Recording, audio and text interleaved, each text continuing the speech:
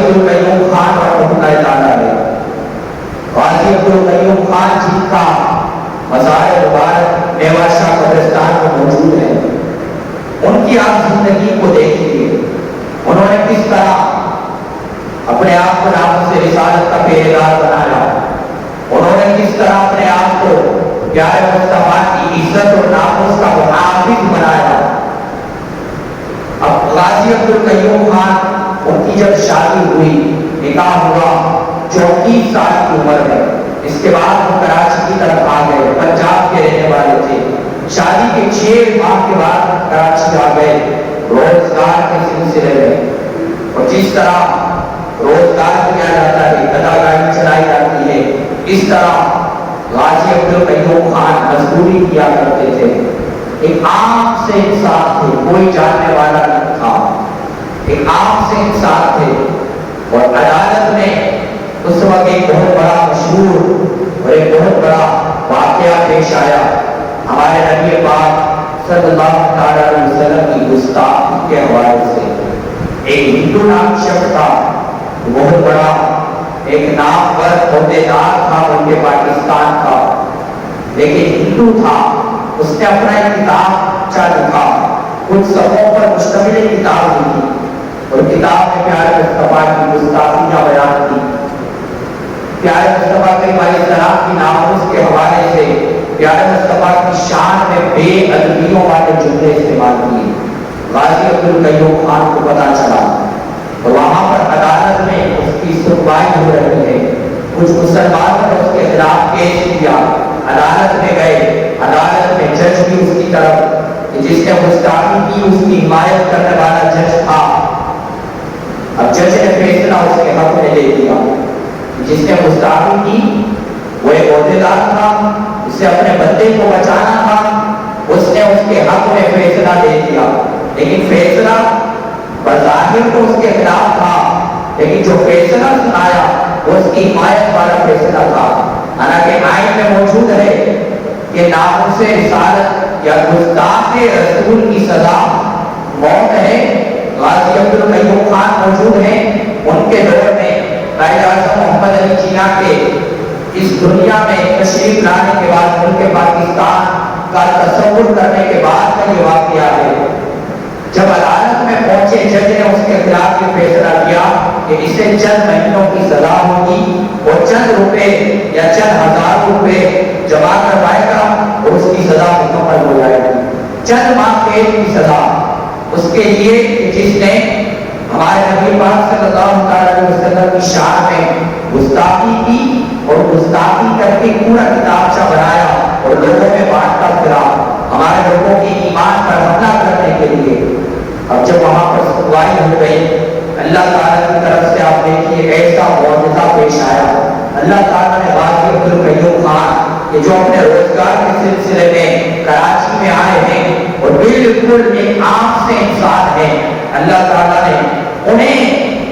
غازی عبد القیوم خان کو اس عدالت کی طرف ان کا رخ موڑ دیا، اور غازی عبد القیوم خان چلتے ہوئے عدالت کے کمرے میں پہنچے۔ 30,000 مسلمان عدالت کے باہر موجود ہیں، انہوں نے کیس کیا، 30,000 مسلمان اس بندے کو مارنے کے لیے یا اس کی سزا کو سننے کے لیے عدالت کے باہر موجود ہیں، لیکن فیصلہ کیا ہوا کہ چند ماہ کے لیے یہ بندہ گرفتار کیا جائے گا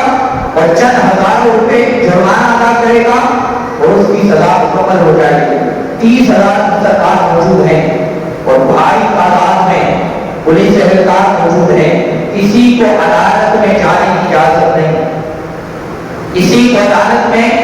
داخل ہونے کی اجازت نہیں، لیکن غازی عبد القیوم خان اللہ تعالیٰ نے اس کی ایسی غیب سے مدد فرمائی کہ غازی عبد القیوم خان پتہ نہیں کس راستے سے وہاں پر داخل ہوئے، عدالت کا دروازہ کھولتے ہیں، عدالت میں موجود ہوتے ہیں، عدالت میں گورنر موجود ہیں، جج موجود ہیں، وکلاء موجود ہیں، وہاں پر وہ سزا کا مستحق وہ گستاخ رسول موجود ہے، ان ساری عدالت میں بھرپور مجمع موجود ہے، ان سب کی موجودگی میں غازی عبد القیوم خان عدالت کے کمرے میں موجود ہوئے، ان کے پاس کچھ ہتھیار موجود ہے، غازی عبد القیوم خان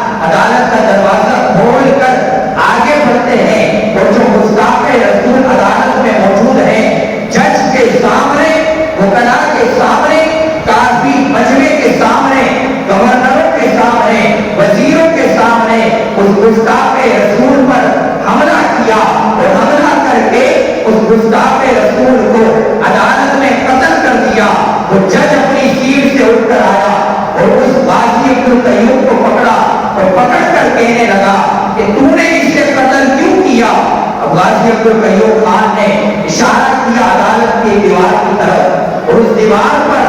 ایک تصویر لگی تھی. اس تصویر میں وہ بندہ موجود تھا جو عدالت کا پرانا جج موجود تھا، اور اس کی بڑا ادب و احترام کیا جاتا تھا. تو اس قاضی عبد القیوم خان نے اس کی طرف اشارہ کیا، اشارہ کر کے کہا کہ اگر اس بندے کی کوئی توہین کرے، اگر اس بندے کی عزت کو چھالا جائے، اگر اس بندے کے خلاف کوئی کتابیں لکھی جائے، اگر اس بندے کے خلاف آپ کی اس عدالت میں کوئی ایک جملہ بھی غلط استعمال کیا جائے، آپ کیا کریں گے؟ تو اس جج نے جواب دیا، یہ بندہ اس عدالت کا ایسا پرانا جج ہے کہ جس کی بڑی عزت کی جاتی ہے، اگر اس کی توہین کی جائے، اگر اس کو برا کہا جائے، اگر اس کے خلاف کوئی بھی بات کی جائے تو اسے فوراً سزا کا مستحق قرار دیا جائے گا، توہین عدالت کا مستحق سزا کا قرار دیا جائے گا کہ جج کے خلاف اس کے خلاف سزا کی کارروائی کی جائے گی. تو قاضی عبد القیوم خان کھڑے ہوئے، بیچ میں حاضر ہوئے اور فرمانے لگے کہ اے جج سن لے، تجھے تیرے جج کی توہین برداشت نہیں ہے تو جو تمام انبیاء کا سردار ہے، ہمارا نبی پیارے مصطفیٰ کہ جس کی شان کو اللہ تعالیٰ نے عرش پر بلند کر دیا، تو یہ ایک عام سا غلام اپنے نبی کی شان میں ادنا سا بھی برا جملہ سننا کیسے برداشت کر سکتا؟ جب اس نے یہ جملہ سنا، اس جج نے جب یہ جملہ سنا تو اس جج نے اپنے جج کو بچانا تھا، اپنے ساتھی کو بچانا تھا. قاضی عبد القیوم خان رحمت اللہ تعالیٰ علیہ جب انہوں نے یہ جملہ کیا، قاضی عبد القیوم خان نے جب یہ جملہ استعمال کر دیا اور قاضی عبد القیوم خان نے جب یہ بات پوری کر دی، تو اب اس جج نے قاضی عبد القیوم خان کے خلاف سزائے موت کا فرمان سنا دیا.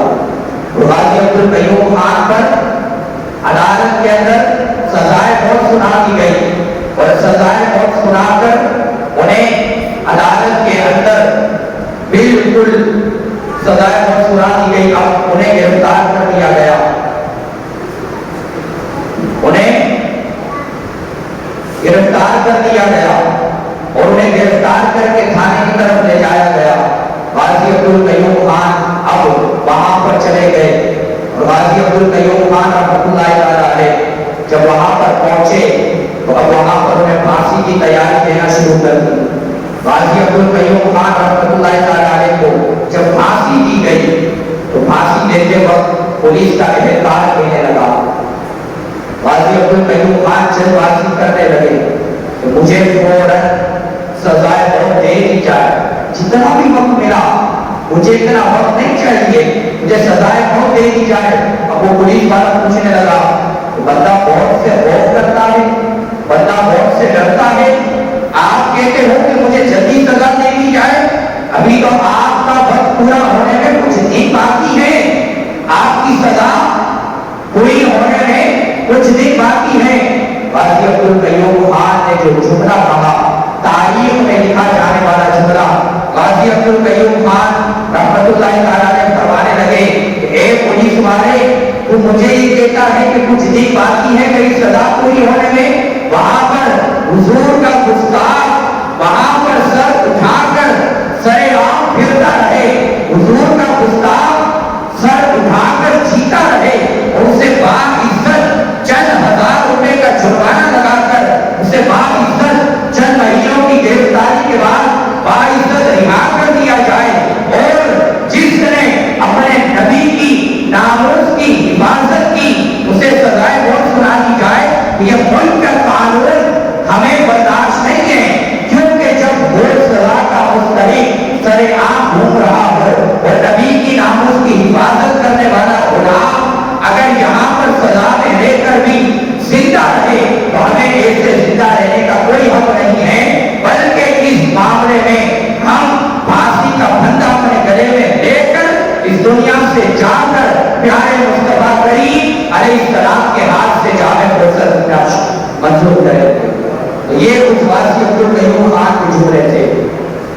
اور آپ देखिए उस गाजी अब्दुल कयूम खान मेवा शाह कब्रिस्तान में उन्हें दफन किया गया। आप अंदाजा लगाइए मेवा शाह कब्रिस्तान में जब उनके कब्र मुबारक पर जाएं, जब आप उनके कब्र पर जाएंगे मज़ार पर हाजिरी देने के लिए, आप कब्रिस्तान के बाहर होंगे या आप अंदर दाखिल होंगे, आपका एक माहौल, एक कैफियत बिल्कुल अलग होगी, आपको एक एहसास की कैफियत बिल्कुल अलग होगी। लेकिन जब आप उनकी कब्र पर हाजिर होंगे तो आपकी कैफियत तब्दील हो जाएगी। जब आपके ज़हन में ये मंजर आएगा कि एक आम सा बंदा बेरोजगार यहाँ पर रोजगार के सिलसिले में शहर कराची आया और एक आम सा बंदा कि अल्लाह ताला ने उससे इतना बड़ा काम लिया कि अदालत में 30,000 मुसलमान ना जा पाए, लेकिन ये एक बंदा अदालत के कमरे में जाकर गुस्ताखे रसूल को मार कर नाम से रिसालत का मुहाफिज बन जाए और नाम से रिसालत पर पहरा देते हुए वो सदा पर चढ़ जाए। तो अब ऐसे गाजी अब्दुल कयूम खान की जब आप मज़ार पर जाएंगे और ये मंजर आपके ज़हन में होगा, आपकी कैफियत तब्दील हो जाएगी। तो ऐसी खुशबू महसूस होगी कि आप अंदाजा नहीं लगा सकते कि वहां पर तो कितने सालों पहले उन्हें फांसी दी गई, वो मंजर था। और आज इतने 100 से ज़ायद साल गुजर जाने के बाद भी, या तकरीबन 80 से 90 साल गुजर जाने के बाद भी आज कब्र में आप देखेंगे तो कब्र के बाहर, कब्र के अंदर का मंजर तो अल्लाह उसका रसूल बेहतर जानता होगा। और हमारा ये ईमान और अकीदा है कि जब ऐसे बंदे कब्र में जाए तो कब्र के अंदर तो अंदर बाहर भी नूर फैलने लग जाता है। तो वो कब्र के बाहर जब आप जाएंगे तो आपको नूर भी नजर आ रहा होगा और कब्र से आपको एक अलग अंदाज की खुशबू महसूस होने लगेगी। तो आप अंदाजा लगाइए कि नबी के गुलामों की कब्रें इतनी मुनव्वर और रोशन है, तो उस गुलामों के सरदार और अंबिया के सरदार प्यारे मुस्तफा की शान और रिफ़त का